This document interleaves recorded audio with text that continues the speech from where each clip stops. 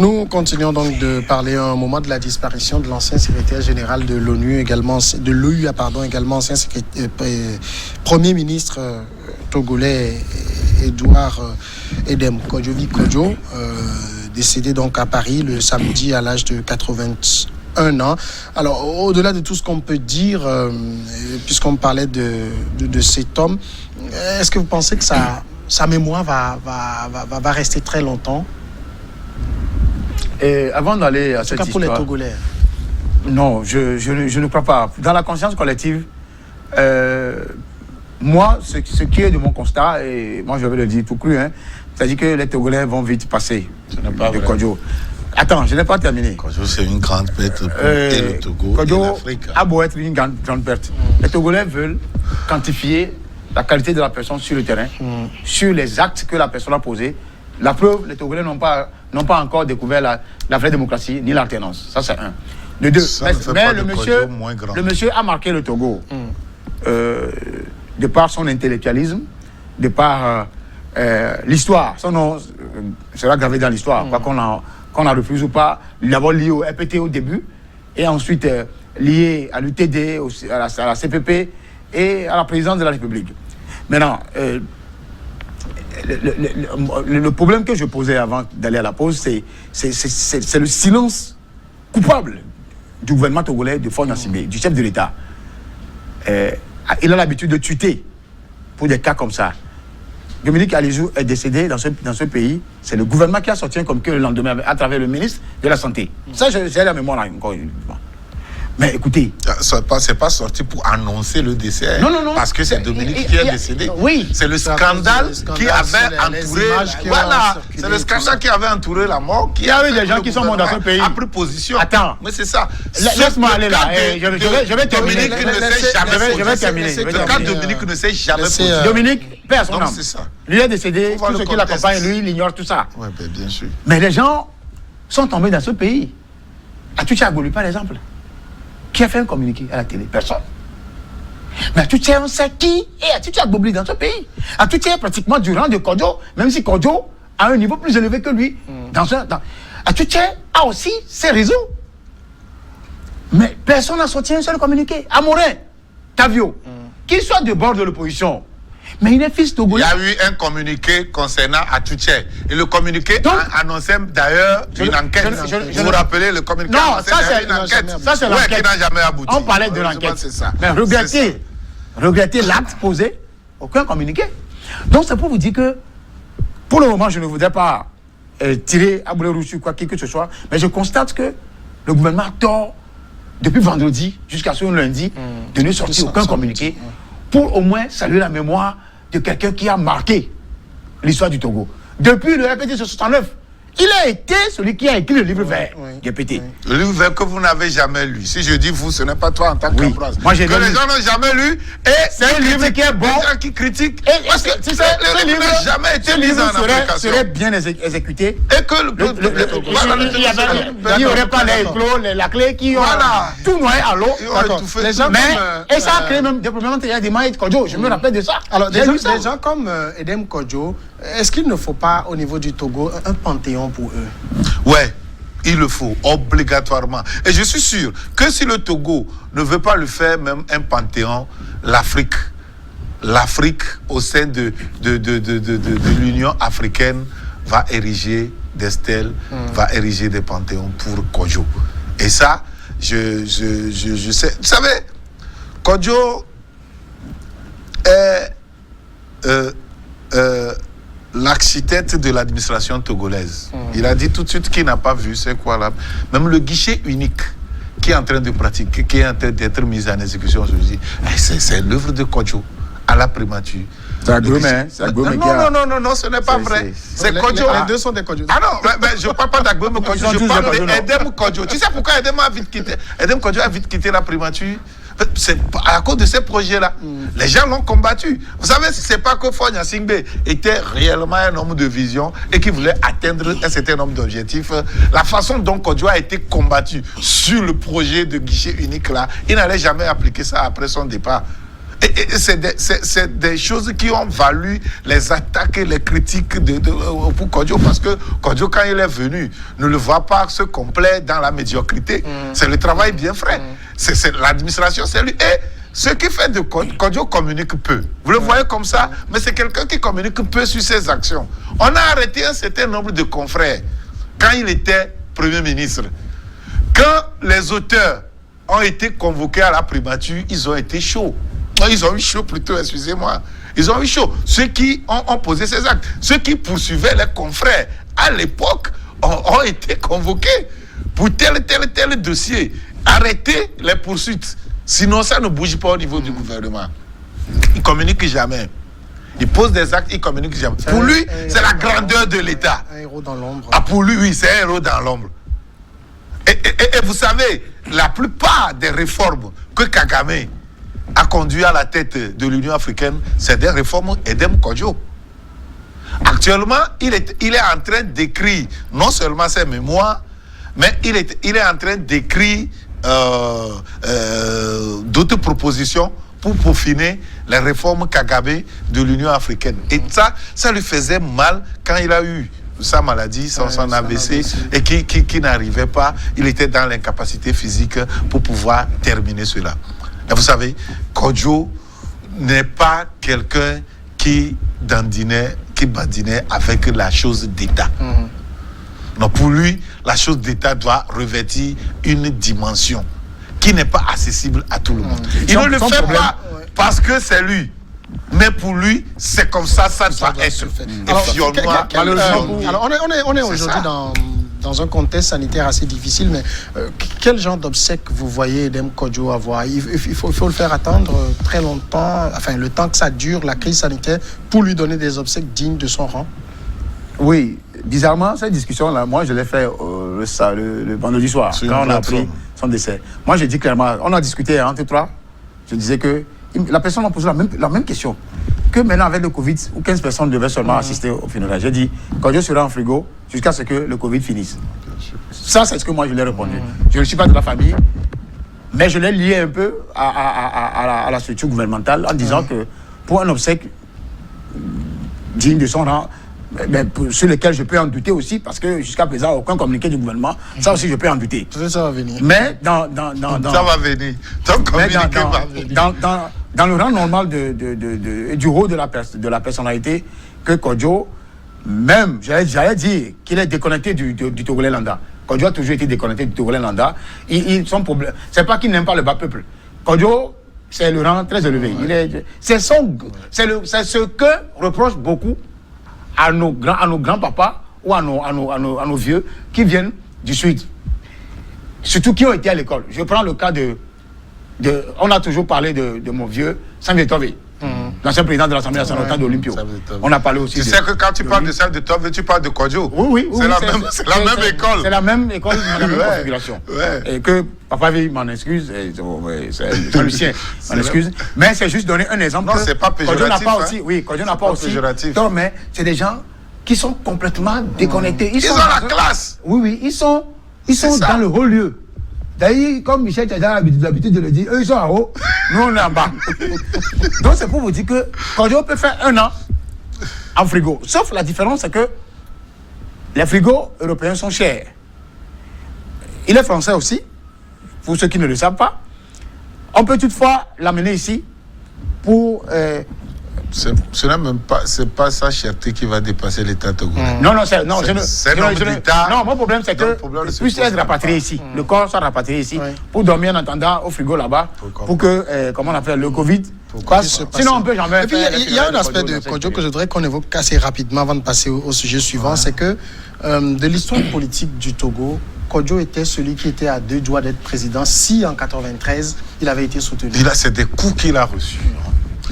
Est-ce que vous savez que au moment où le Code 2 se réunissait à Lomé pour retirer la candidature du candidat unique Kodjo, et Kodjo était attaqué, mais au moment où le Code 2 prenait cette décision, Kodjo n'était pas au courant.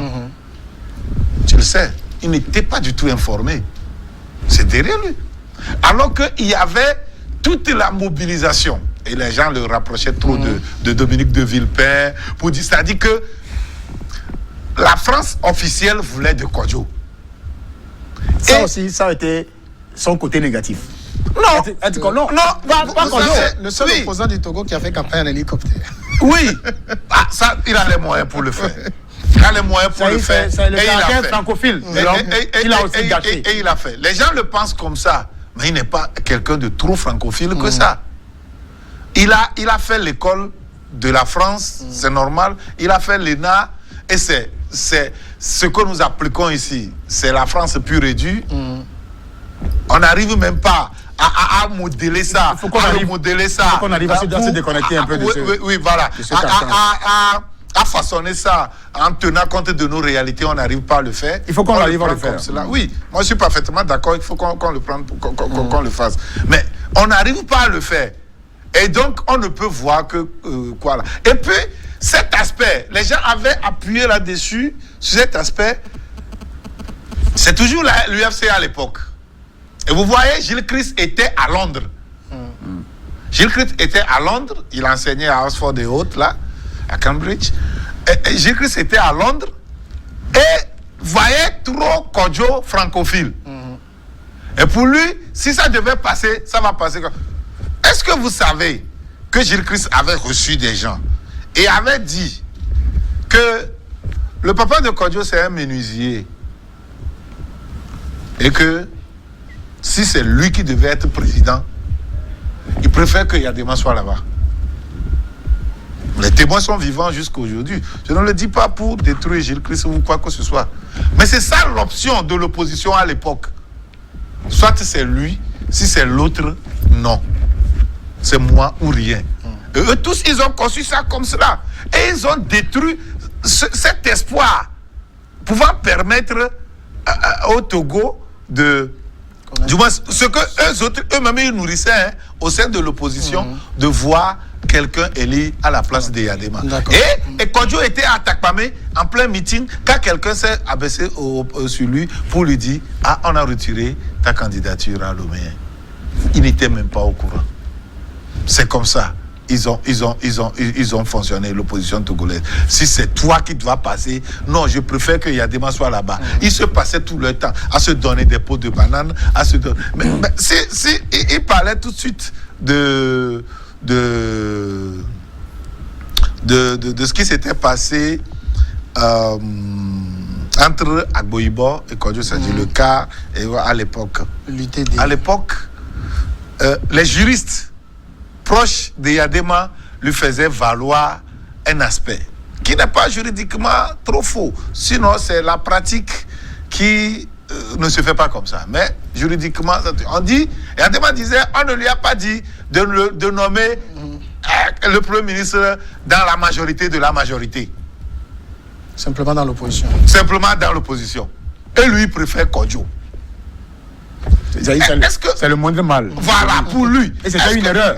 Est-ce que... Non, ce n'est pas une erreur. Attendez. C'était une erreur de Kodjo d'avoir accepté. Non, mais attendez. C'est ce que reprend le Togolais à Kodjo. Non, c'est ce qu'il voyait là. C'est de la manière dont il fait... C'est une lecture. C'est une lecture. Prenons l'autre lecture aussi. Si, effectivement, Agboibo acceptait et que Agboibo était président de l'Assemblée nationale et Kodjo était Premier ministre, avec les deux là, il ne peut pas faire quelque chose de bon. Et Yadema dit, je ne veux pas d'Agboibo. Un point, un trait. Je ne veux pas. Si c'est que Yadema voulait réellement d'Agboibo, et Yadema allait nommer Agboibo. Pourquoi lui ne voudrait pas d'Agboibo alors que d'accord, monsieur, on va c'est lui qui va nommer le Premier ministre. Et la loi ne lui dit pas, ne lui impose pas de nommer dans la quoi. C'est ce qu'il a fait prévaloir. On n'aura pas le temps de refaire. Je ne veux pas de cohabitation. Edem Kodjo, c'était une grande bibliothèque. Si ça devait être Kodjo, alors... Si on rentre dans cette bibliothèque, on va mettre plusieurs mois à parler de lui. Un dernier aspect, ça je vais le dire rapidement, c'était un grand passionné d'art. Il avait une grande collection dont il a fait l'exposition il y a quelques années. Il estimait toutes ses œuvres d'art à vu son envergure, un milliard. En tout cas, paix à son âme. Oui, on va aller rapidement au sujet qui suit. Je le dis, hein, que le monsieur est toujours dans son firmament francophile et européen. Le Togolais n'aime pas ça. Les Africains, le milliard là qu'il a investi dans comment vous l'appelez? C'est son argent, ici. Oui, je sais, c'est son argent et c'est sa œuvre d'art. Mais sauf que le Togolais aimerait que Kodjo soit plus social envers eux. Même si il a fait des choses également. Non, mais le nom de Kodjo ne sonne pas dans ce sens. C'est pas quelqu'un qui aime le match. Le jour. Oui, mais. Il ne le fait pas. Ça là, tu as dit qu'il faut éviter de dire ça. Il appliquait exactement ce que dit je veux dire, en ce moment, que là, ta main droite ne sache pas ce que ta main gauche donne. Samuel. Et il le fait aussi. En ce moment, il est rigoureux respectueux là-dessus. Tu m'as évité de dire ce que tu viens de dire en dernier restaurant. Non, ça fait partie du personnage. Non, mais comment? Oui. Peut-être toi tu ne vas pas accepter, mais d'autres vont apprécier. Il n'y a pas des artistes au Togo. Oui, qui a fait des collections qui coûtent jusqu'à 1 milliard et que les Togolais ont fait. Non, mais c'est Kodjo qui va prendre son argent pour nourrir tous les Togolais. Allons au sujet qui suit. On va parler des nouvelles restrictions dans moi, je pensais qu'on allait parler un tout petit peu aussi de ces démêlés au niveau à la tête de l'Union africaine où, à cause de ça, le Maroc a mobilisé contre lui. Oui, pour plusieurs chefs d'État. On ne peut pas finir de parler de Kodjo en une émission. C'est ces nouvelles restrictions dans le transport, dans le cadre du Covid-19. Le Togo devait commencer par les appliquer le 4 mars dernier, mais ça a été repoussé au 11 mars. Le 11, c'était samedi. Mais Ambroise, quand vous circulez... 11 avril. 11 avril. Quand vous circulez, il n'y a pas de restrictions, on dirait. Non, ça serait très difficile. Même si on est dans un état d'urgence, ce serait très difficile. Je donne juste l'exemple d'un monsieur et de sa femme. Ils n'ont qu'un seul engin. Qui tient pour arriver au boulot à Lomé. Le monsieur travaille au ministère de l'Éducation, la dame est à l'école Marina. C'est juste, et c'est des faits réels que je dis. Comment ces deux messieurs qui vivent sur le même lit, sur le même toit, qui déjà est parti, comment vous l'appelez? Tirer le diable par la queue. Non. Qui déjà n'utilisent même pas à la maison, dans leur propre maison, le cache-nez. Mais qui au dehors sont obligés de porter parce que le gouvernement a pris des mesures. Les deux sont sur la moto. Ce n'est pas une étrangère. Il dépose sa femme, au retour, il la remorque. Qu'on laisse maintenant sa femme. Que le gouvernement voit cet aspect-là très important. Laisse la dame la prendre un taxi dont on ne connaît même pas les gens qui sont dedans. Arrivé à un moment donné, les gens enlèvent ça, ils toussent. Au lieu de tousser, ils enlèvent avant de tousser. Même s'il veut te parler, ils arrivent avant de te parler. J'ai eu un cas ce matin, il me visite, il vient en cache-nez. Et pour me parler, il enlève. C'est ça. Tu vois. Ça, c'est. Tu vois, non. Donc, c'est pour dire que, sincèrement, que le gouvernement laisse tomber, ou bien que le gouvernement revoie cette partie-là, surtout au personnel. C'est-à-dire qu'au personnel, quoi. C'est-à-dire qu'aux familles, les émigrants, ils ont déjà leur allocation de 20 000 francs. Ils peuvent s'en contenter et de libérer. Mais le problème qu'on se posait, beaucoup de jeunes femmes et de jeunes filles à Lomé quittent leur coin pour aller au boulot avec les émigrants. Il n'y a pas de taxi dans les coins, les recoins. Ah, il y a un gars là-bas. Il n'y a pas de taxi. La route même n'est pas bonne. La personne va marcher jusqu'à arriver aux grandes routes de... Ça fait 5 km. J'ai l'impression que il y a quelque chose qui ne cloche pas au niveau des conseillers du gouvernement. D'abord, ils ont fait 2 ratés. Non, je sais qu'eux-mêmes ils se reportent des choses. C'est pourquoi, ce qui est intéressant, c'est qu'il y a quand il y a des erreurs, ils reviennent sur ça. C'est intéressant parce qu'il y a déjà eu cette erreur-là, ils ont revu, ils n'ont pas d'abord les mises d'accompagnement, ils ont pris la décision, ils sont revenus. J'aimerais qu'ils mûrissent bien certaines décisions désormais avant de les prendre.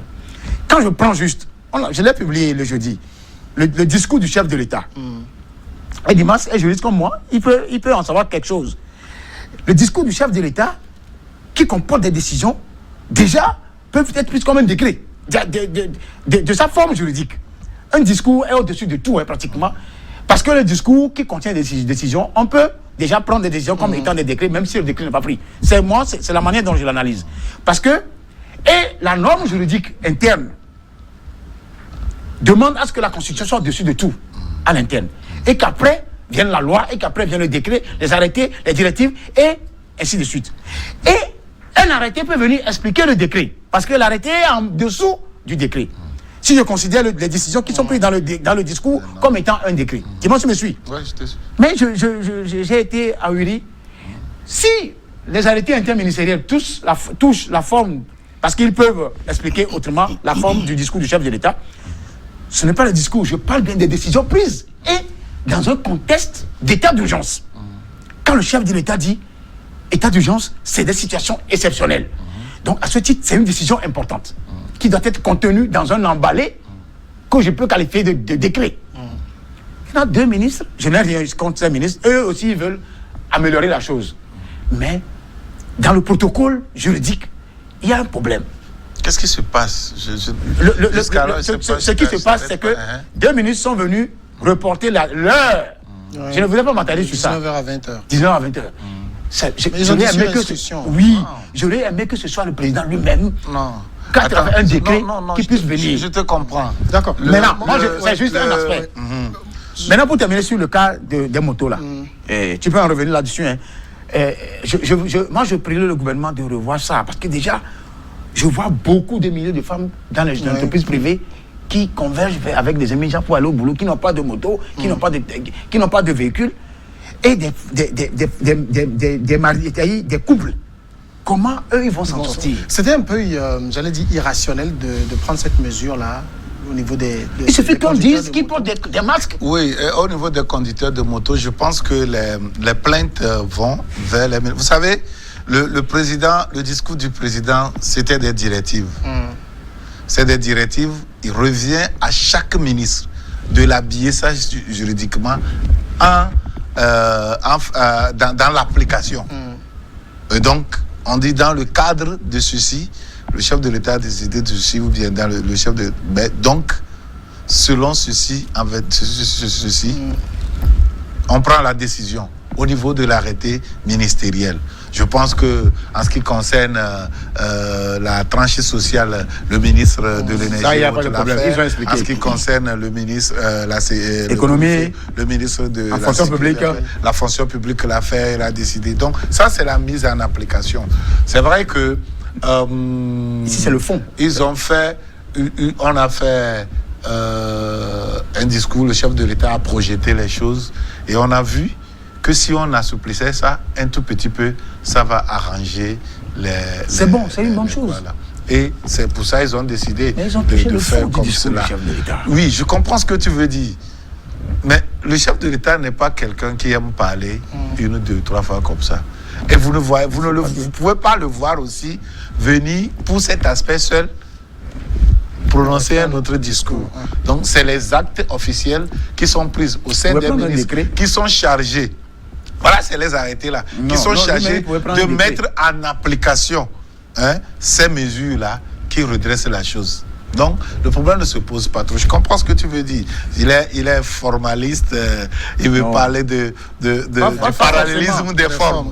Je comprends ce que tu veux dire. Mais je pense que pour ça, seul le chef d'État ne va pas... Ça fragilise l'institution. Non, je ne pense pas, pas du tout. C'est le fond du discours qui est touché. Non, pas du tout. 19h à 6h, maintenant 20h à 6h. Oui, et on a sorti maintenant un communiqué officiel pour pouvoir repréciser. C'est toujours ça du gouvernement. Maintenant, sur le fait de quoi là, oui, je dis que les plaintes vont toujours vers le ministre. C'est oublié. Je pense que... Parce que le 11, c'était samedi. Il ne peut pas appliquer ça là. On était dans une période morte. Les militaires vont encore frapper des gens.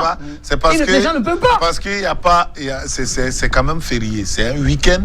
Et après, un long week-end. En choisissant le 11, il savait que c'était un samedi. Oui, bien sûr. Je ne refuse pas. Je dis, pour pouvoir prendre d'autres décisions, il faut que tout ce qui est officiel se réunisse. C'est un long week-end quand même. On va voir à partir de mardi si c'est possible, les décisions qui seront prises et ce qui va se faire. Moi, je partage l'inquiétude d'Ambroise qui veut que quand une famille, quand même un couple qui a l'habitude d'utiliser une moto, qu'on puisse voir ça. C'est des aspects. Oui, mais là, c'est des cas exceptionnels. Tout cela montre encore la faiblesse de l'organisation de ce secteur. Vous savez, quand vous allez à Cotonou, on sait qui est taxi-moto. Oui.